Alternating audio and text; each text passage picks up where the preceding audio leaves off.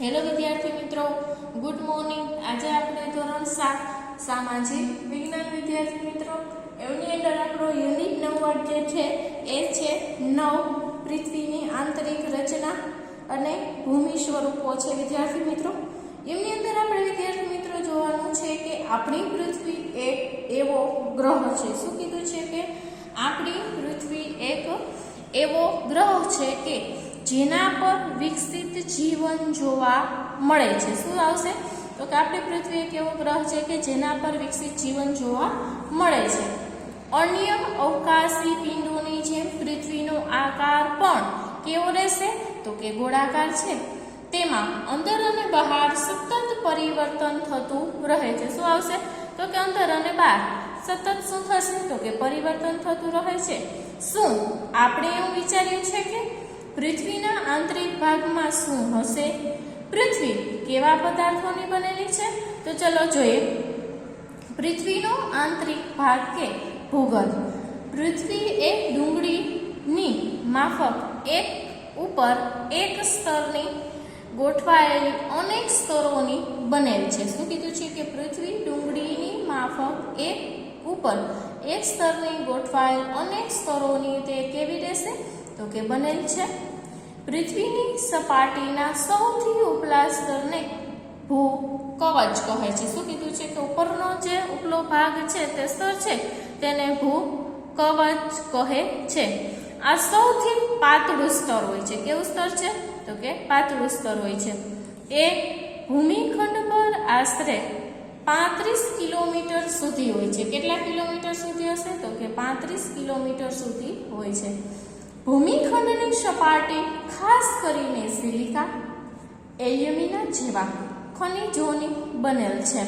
તેથી તેને સીઆર એટલે કે સિલિકા તથા એલ એટલે કે એલ્યુમિના કહેવામાં આવે છે।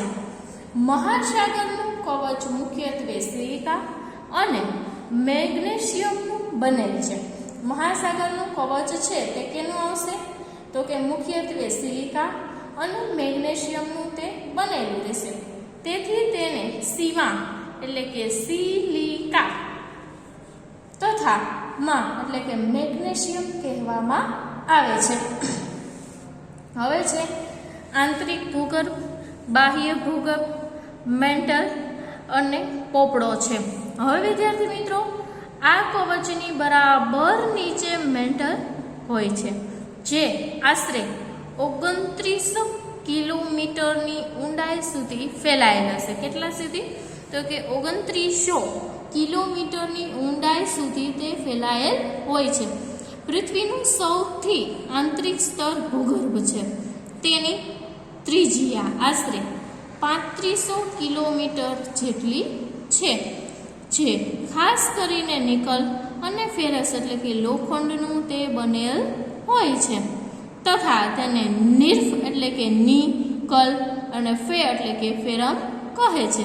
કેન્દ્રીય ભૂગર્ભમાં તાપમાન, દબાણ અને પદાર્થોની ઘનતા ખૂબ વધુ હશે। શું કીધું છે કે કેન્દ્રીય જે ભૂગર્ભ હશે એની અંદર શું આવશે તો કે એનું તાપમાન છે, જે પણ કંઈ દબાણ છે, એની પદાર્થની ઘનતા છે તે ખૂબ જ કેવી હશે તો કે ખૂબ જ વધુ હોય છે। ખડકો અને ખનિજ। ખડકના પ્રકાર પોતાના ગુણ અને કણના કદ અને તેની નિર્માણ પ્રક્રિયાના આધારે સેવા રહેશે તો કે એની નિર્માણ પ્રક્રિયાના આધારે અલગ અલગ હોય છે। નિર્માણ પ્રક્રિયાની દ્રષ્ટિએ ખડકોના 3 ભાગ છે। કેટલા ભાગ છે તો કે 3 ભાગ છે। એક અગ્નિકૃત ખડકો એટલે કે અગ્નિયશ, ગરમ મેઘમાં એટલે કે ઠંડો થઈ નક્કર થઈ જાય છે। આ પ્રકારે બનેલ ખડકને અગ્નિકૃત ખડક કહે છે। અગ્નિકૃત ખડકોના કેટલા છે તો કે એના પણ 2 પ્રકાર છે, આંતરિક ખડક અને બીજું કયું આવશે તો કે બાહ્ય ખડક। હવે વિદ્યાર્થી મિત્રો શું કીધું કે અગ્નિયશ એટલે કે લેટિન શબ્દ અગ્નેયશ જેવા અર્થ છે તેને શું છે તો કે અગ્નિ કહી શકીએ। અને બીજું શું કીધું છે કે સેડિમેન્ટરી એટલે કે લેટિન શબ્દ સેડિમેન્ટમ જેનો અર્થ કેવો છે તો કે જેનો અર્થ છે તે સ્થિર હોય એવો। પછી આવશે મેટામોર્ફિક એટલે કે ગ્રીક શબ્દ મેટામોર્ફિક જેનો અર્થ સ્વરૂપમાં બદલાયેલો છે. શું તમે જ્વાળામુખીમાંથી નીકળનાર લાવાની કલ્પના કરી શકો છો? શું કીધું છે કે જ્વાળામુખીમાંથી જે પણ કંઈ લાવા નીકળે છે તમે એની શું કલ્પના કરી શકો છો? વાસ્તવમાં આગની જેમ લાલચોળ પ્રવાહી મેઘમાં જ લાવા છે. શું કીધું કે વાસ્તવિક જો ઘટના જોઈએ તો જે લાલચોળ પ્રવાહી છે એ જ મેઘમાં જે શું છે તો કે લાવા છે. પૃથ્વીના આંતરિક ભાગમાંથી નીકળી સપાટી પર પથરાઈ જાય છે. જ્યારે પ્રવાહી લાવા પૃથ્વીની સપાટીથી કેવું થશે તો કે પ્રવાહી લાવા છે તે પૃથ્વીની સપાટીથી શું થશે તો કે પૃથ્વીની સપાટીથી તે પર આવશે. કેવું આવશે તો કે પૃથ્વી સપાટીથી તે પર આવે અને તે ઝડપથી ઠંડા થઈ નક્કર બની જાય છે. ભૂકવચ પર જોવા મળતા આવા ખડકોને બાહ્ય અગ્નિકૃત ખડક કહે છે. તેની સંરચના ગોઠવણ એટલે કે ખૂબ નાની દાણાદાર હોય છે. દ્રષ્ટાંત તરીકે આપણે જોઈએ તો કે બેસ્ટાર પ્રવાહી મેઘમાં ક્યારેય ભૂકવચની અંદર ઊંડાએ જ ઠરી જાય છે.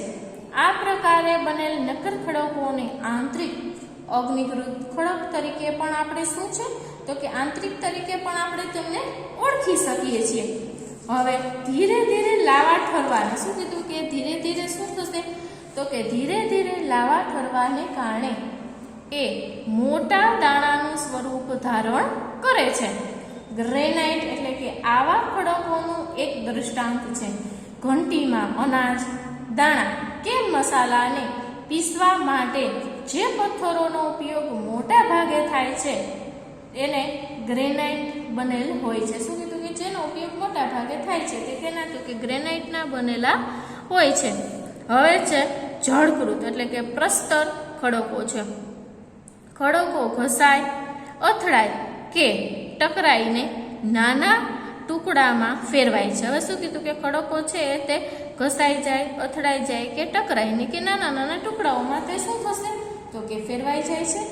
આ નિક્ષેપ પવન પાણી વગેરે દ્વારા એક સ્થળેથી બીજા સ્થળે હવે શું કીધું છે કે આ જે પવનો સાથે છે એ પાણી સાથે એક સ્થળેથી બીજા સ્થળે તે પહોંચે છે અને તે જમા થાય છે. શું કીધું છે કે અને તે જમા થઈ જાય છે. આ નિક્ષેપ ખડક દબાઈ નક્કર બની ખડકના સ્તર બનાવે છે. આ પ્રકારના ખડકોને પ્રસ્તર ખડક તરીકે પણ ઓળખવામાં આવે છે. દ્રષ્ટાંત તરીકે રેતાળ એટલે કે રેતીઓ પથ્થર રેતીના કણોનો બને છે. આ ખડકો વનસ્પતિ પાણી અને અન્ય સૂક્ષ્મ જીવાણુઓ જે ક્યારેય આ ખડકોમાં જોવા મળે છે જે જીવાશીમ પણ બને છે. રૂપાંતરિત ખડકો છે. અગ્નિકૃત અને જળકૃત ખડકો ઊંચા તાપમાનને અતિશય દબાણના કારણે રૂપાંતરિત ખડકોની અંદર તે શું થાય તો કે રૂપાંતરિત ખડકોમાં તે ફેરવાઈ જાય છે. તેવા ખડકને રૂપાંતરિત ખડકો કહે છે. દ્રષ્ટાંત તરીકે ચીકણી માટી સ્લેટમાં અને ચૂના પથ્થર કે આરસપાણમાં પણ તેઓ શું થશે તો કે આરસપાણમાં પણ તે ફેરવાઈ જાય છે. હવે જો શું કીધું છે કે ખડક ચક્ર કેવું છે અને જ્વાળામુખી કેટલી આવશે તો કે તમે જાણીને નવાઈ પામશો કે કેટલીક ચોક્કસ પરિસ્થિતિઓમાં એક પ્રકારના ખડક છે તે ચક્રીય પદ્ધતિથી એકબીજામાં પરિવર્તન થઈ જાય છે. એક ખડકમાંથી બીજા ખડકમાં પરિવર્તન થવાની આ પ્રક્રિયાને ખડક ચક્ર કહે છે.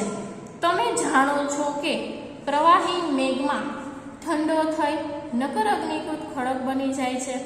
આ અગ્નિકૃત ખડકો નાના નાના ટુકડા રૂપે એક સ્થળેથી બીજા સ્થળે સ્થળાંતરિત થઈ પ્રસ્તર ખડકોનું નિર્માણ કરે છે.